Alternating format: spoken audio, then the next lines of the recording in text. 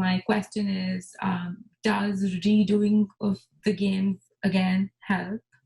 Or if not, then what should I practice, or what should I do to at least get my score above 20 on the logic games? Nice, Prachi. Thanks for sharing that. So let's address that second question first about redoing games. Is it valuable? I know a couple of people in this group at least have had experience redoing games, and I invite them to share their experience. Yeah, Annie? Yeah, I'm a really big fan of redoing games, especially when I've gotten questions wrong. When you go back and review the questions that you've gotten wrong, you can understand it. You know, you do it in an untimed setting. You'll understand the principles behind it. But what I like to do after I understand it is to go back and do the game under a timed condition again. So I know that not only do I understand the principles, but I can actually put it into application. So that's why I'm a really big fan of redoing games. Nice. Thanks for sharing that, Annie. Yeah, so I think that's really important because you're developing a flow. You're developing a flow where you've done the game, maybe you've looked at explanations, maybe you've gotten some of those key inferences and diagramming styles, and then you go back and you work through it the exact same way that you would work through it on test day itself under timed conditions. And mirroring that experience and going through the motions, it becomes real over time. It's like practicing a tennis swing or a golf swing several times to get into the habits of every single motion along the way. So let's dig into that a little bit more, if you don't mind, Elaine. So why do they freak you out? What don't you like about them? It takes me a long time to do them. I'm able to get them right, but I can never finish it. So it takes me longer than I think it takes me longer than most people. I've never timed myself against other people, but it is of my opinion that it takes me longer than other people. And how long have you been studying games for? I guess about 3 months. 3 months. Yeah. Yeah. Okay, so who else felt that way at some point in their past, but now feels more comfortable with games? Me. Yeah, you want to share, Sachita?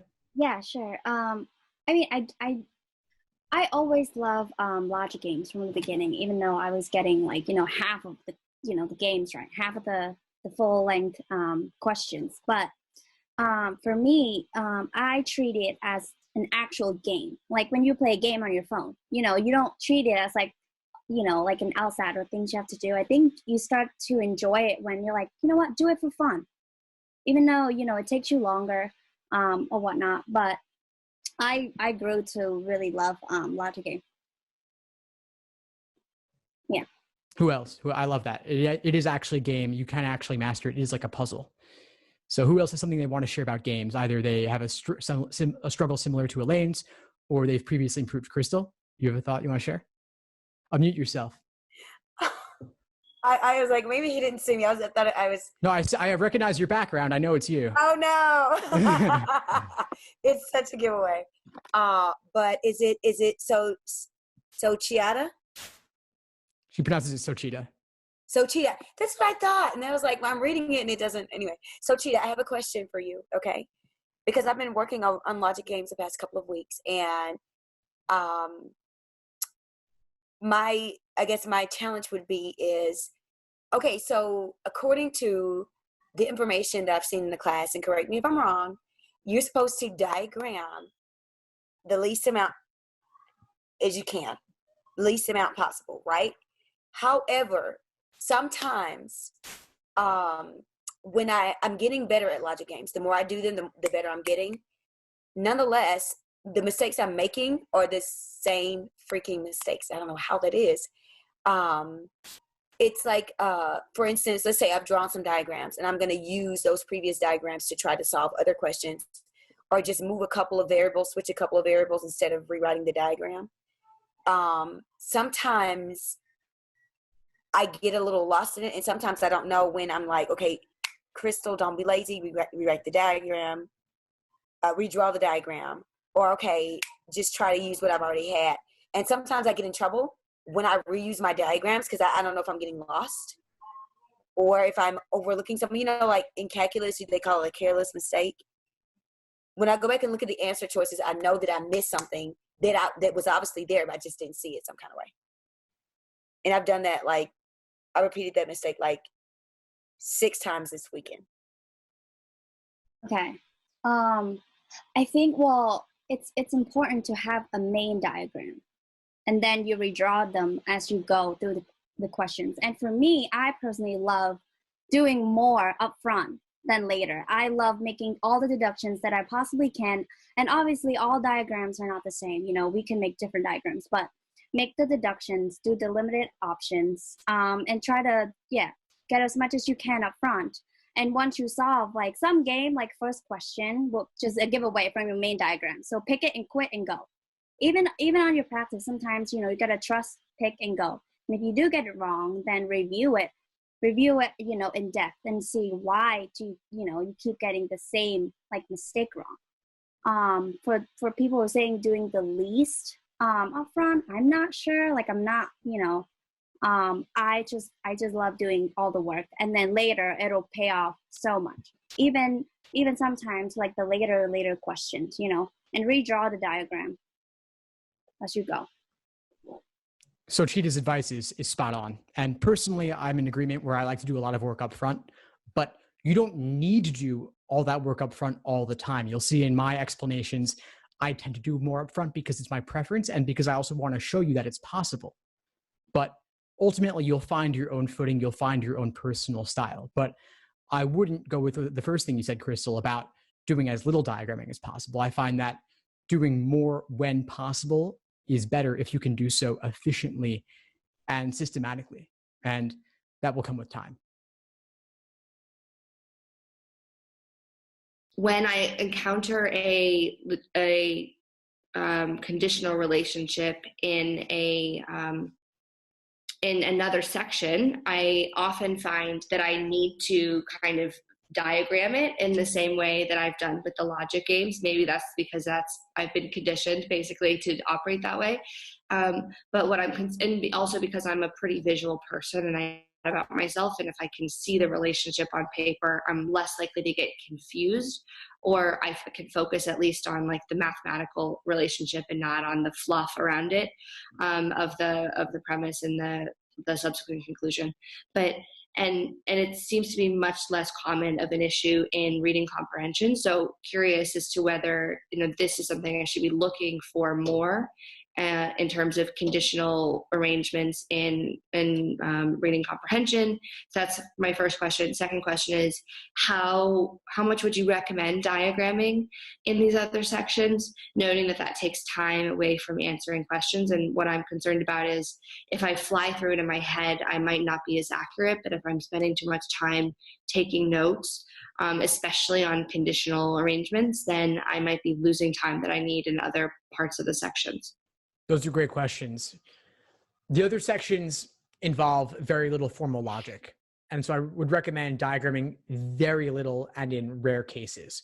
Reading comprehension does not really involve formal logic.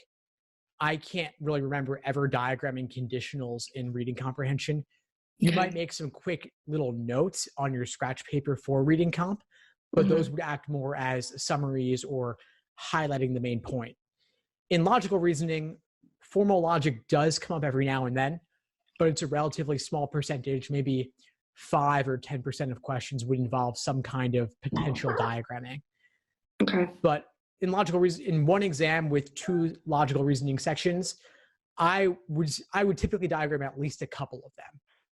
And those would be cases that involve very formal logic, those stimuli that are written in a way that nobody would ever speak in everyday language. So very conditional language, very formal logic language, things like certain sufficient assumption questions, certain parallel questions, certain must be true questions, but that's pretty much it. And again, it's not all the time for those question types. It depends on the nature of the stimulus and how many conditionals are involved. Okay. If you have the same variable featured in multiple sentences and that suggests a kind of linking could be done, that's often when you might want a diagram. but that's pretty much it. So I've gotten better with logic games. Timing has gotten better, but now my main issue is that I'm trying to get the timing down to that average of around 8 minutes. Really, I want it to be 7 minutes because in my mind, even if it's 8 minutes, you still need a few minutes to transition to the next question, right? So right now I'm trying to make things more efficient. So my biggest challenge, what I've done is that, I time myself, or at least I'm not timing myself in particular, but I try to get through as fast as I can. And what I do is that I put the time in how long it takes me to do the setup and write the questions down, and write the rules down, and then how long it takes to actually do the questions. And ironically, for whatever reason, I found that I'm spending a lot of time writing down the rules because in the past I've been burned, maybe I misread a rule wrong. So now I'm slowing down to read the rules, and that's taking a little bit longer. And then after that, the first question I was telling you, the orientation question, for whatever reason, takes me longer now because I'm not used to crossing it out on paper versus having the actual exam there. So those have just been a challenge, just trying to make my logical games more efficient, being able to write the rules down as fast as possible, get the inferences and get down to it. But now I'm just trying to make things more efficient before I move on. So that's my major challenge right now. So yeah. Well, thank you for sharing it. So how long have you been at games for? I guess consistently, I would probably say, 5 weeks. I mean, just focus on games specifically 3 weeks. But overall, I guess about 5.5 weeks probably. So you're at the point where you've already covered the general foundation and now you've been moving into timing. Is that correct? Yes, I've covered the general foundation. There's still more foundational pieces. At least I know I've been able to do some of the advanced linear games, the grouping games. Ironically, I like grouping games better than the linear games, ironically. So yeah, I would say I've covered most of it, but I'm also going through the logical Bible, the logic Bible, just to make sure I'm covering more foundations as well. So there's still more foundations I could, but I would say I've gotten at least 80% of it. So. Okay, cool. I got the sense that you're not only timing full sections of 4 games, but I got the sense that you're also really tracking time on individual games. Correct. Okay. Yeah. So there's this idea about 8:45, 35 minutes divided by 4 games, average 8:45. But I want to remind you, it's simply an average. So some are easier, some are harder. Knowing that, how might you change your approach? I mean, I know in the past you've talked about this. So, I mean, obviously the easier games, for example, like the linear games, maybe you try to get through those faster and then use some of the time bank that you have for that to move to the other games. So I know that's, it's 8:45 average, but it's not overall. And I think somebody asked a question, but most of my time, sometimes it's kind of weird. I don't know. The grouping games take me to, like, the advanced linear ones do take me a little bit more time, but and I know it is supposed to take you more time, but sometimes it's like it takes me 16 minutes, and I'm like, well, that can be cool, but then that would mean I'll need to get through another game within 5 minutes, which is difficult to do unless you already know the rules and everything up front. So that's why I'm trying to get the linear games down at least to like maybe 12, so that way the other games I can get through faster as well. And when are you taking the LSAT? So, I'm planning hopefully to take it. I was planning in October, but I don't think I'm going to be ready. So November would be the earliest. But if I don't feel like I'm ready, I wouldn't take it at that time. But November is probably going to be the earliest, given the fact that so November would be the earliest. So you've got 3 months at the earliest to work on games along with everything else. Yeah. You've still got time to focus on accuracy and let the timing come later. I want to put that in perspective. You've been at it, you said, for 3 weeks focused on games, 5 weeks overall. But you've still got 3 more months. So you're only about 1/4 of the way through the entire process. Yeah. So given that, you may have space to play with getting the accuracy down further without timing the individual games.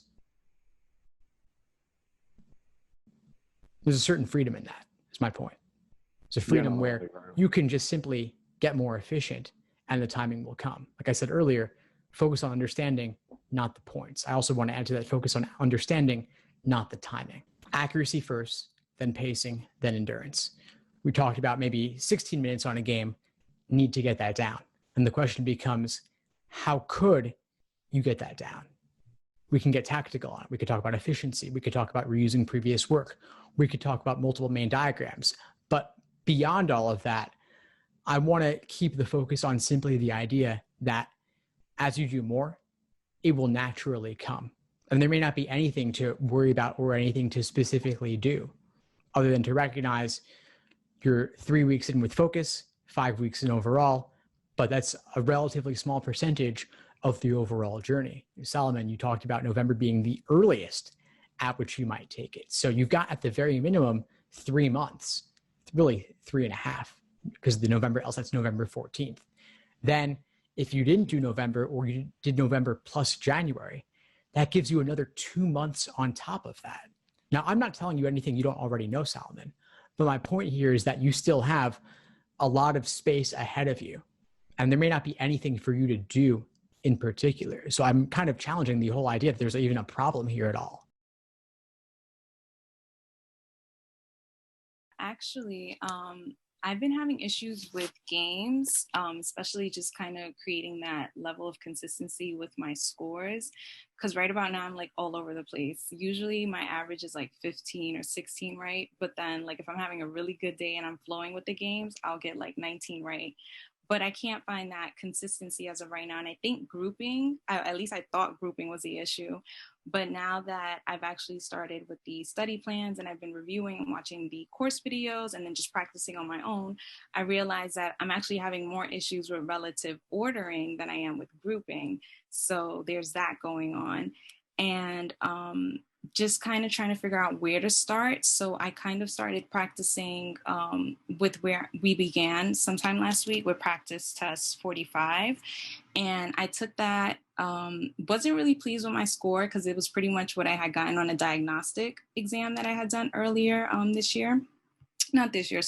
year. And so taking that, breaking it apart, using the strategies that you recommended, like creating a chart, dissecting the exam, looking at the questions that I got wrong, the question types. So that's really been helpful. But games right now is really like what's just tearing me up. It's like I can't find the consistency there. Whereas with like logical reasoning, right now I'm pretty solid, although I do want to increase there.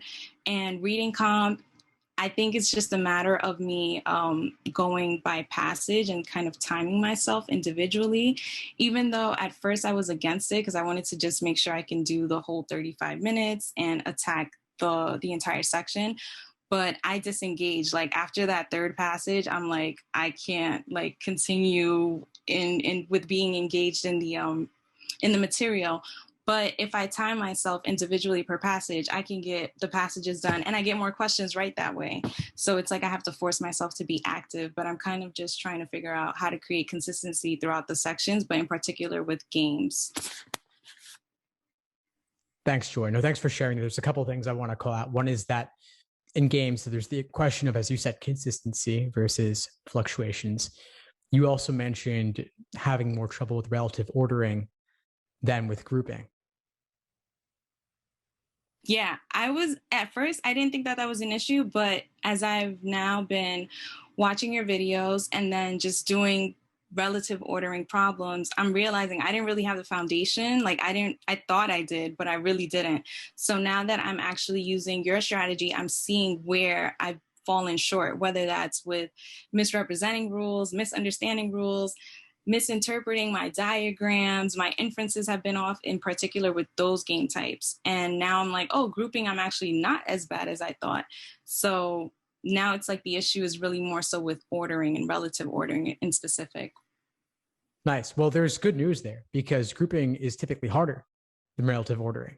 So it might seem strange to have, yeah, go ahead. Yeah, it is. It is. I thought with grouping, I was going to have more issues, but now it's like, oh no, grouping is actually a lot more straightforward than I thought. So now my thing is like with relative ordering, I think I'm either using an opposite strategy where it's like I'm opening up the world of possibilities with relative ordering and I'm not necessarily keeping track of the chain, whether it's with conditional statements or not conditional statements or contrapositives. It's like I've opened up a whole Pandora's box there, and it's like I need to keep focused on what's in front of me and apply the elements to the stimulus or the case or the game at hand. So that's where I'm having issues.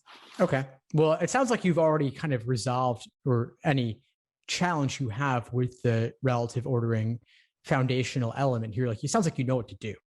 Right. Yeah. Thanks. Because it was super. I thought I totally understood it. And then you came in and you were like, no, this is how it's supposed to be. So I really appreciate that because I had the wrong tools. I was doing that completely wrong for a long time. I'm glad my resources have been helping me. That's awesome. So we're good on that one. You know what to do. You'll watch whatever videos you have to watch. You'll attend the classes on those topics. But the fluctuations question, we still have that open. So tell me more about why the fluctuations thing is a problem for you, why it's an issue, how it makes you feel, and what you're looking for support on there. I think the issue with the fluctuations is that I can get through 3 games. The 4th game is usually the problem where it's like I don't have time. I'm usually on the 6th minute. Like it's literally been very consistent where it's like I get to that 6th minute and I'm just going into that last game and I'm just like, okay, if I have time, I'll do the orientation question if there is one. If there's a local question, I'll try to get to it, but it's usually a timing issue. And then when I review, I'll either get a question or 2 wrong within the first 3 games, but then the last game, it's like maybe I got 1, maybe I got 2, but usually I bombed the entire last game. So it's usually a timing issue where I spend a lot of time on the first 3, and then within those 3, there's 1 or 2 wrong, and then the last game, it's like it varies. It could be 1 right, and then the rest are wrong, or the entire game is wrong. Okay, good to know. And luckily, we have a lot of folks here who are fantastic at games. We have folks here who have written their own logic games. I want to shout out Ariel and Sochita. There may be others here as well. I'm just scanning through the chat. Anyone here who feels fairly comfortable with games, or folks who may have improved significantly on games over time, have anything they might share to support Joy in the struggles around fluctuations in timing and efficiency? Yeah, I would say that the biggest thing that really changed like logic games for me was this guy on Reddit like posted his method of how he reviewed games, and he'd actually like do them 5 separate times, and it seems like so annoying, but it actually really helped because I do it. I take the test and then I do it immediately after and try to like replicate it. Then I would do it again the next day, and then I would do it again like a couple weeks later, and then maybe one later in a month. And I just found that like it would constantly like drill into my head how to keep redoing it, but and also like quickly finding like patterns. I think like finding patterns was really helpful because then I kind of started to see the same things in other games that I haven't done before. It just took a lot of beating it into my head to do it. Fantastic, Brianna. Thanks for sharing that. Yes, the repetition of games is enormous. We're getting a lot of folks in the chat talking about that as well. The chat's going so fast, it's tough to keep up here. I know that Rochelle also has her hand raised and has some advice to share, I'm sure. Yeah, hi. So, Joy, I'm very much in the same boat as you. So, I'm not going to try to claim I'm a logic games master. But recently, in the past 2 weeks, I've been trying to figure out how I can review my games more efficiently. And I've seen that with this new review method that I'm using, I was able to get my time under control because I totally know what you mean. I was sometimes left with like less than 5 minutes for the last game, and we can't have that. So what I started to do was, instead of, I think Brianna, she just mentioned how repeating a game is really helpful, and I completely agree, but that wasn't really working for me because I found that I could remember the rules very clearly. So it didn't necessarily help me with my timing because I just remembered all of the rules that I was just doing the day before. And it kind of felt like I didn't even have to read the stimulus anymore because I just already remembered it. So it wasn't really a good gauge for me to figure out how I can fix my timing. So instead, what I would do is I would figure out what type of game type I was struggling with. And usually, like you're saying, it's the last game.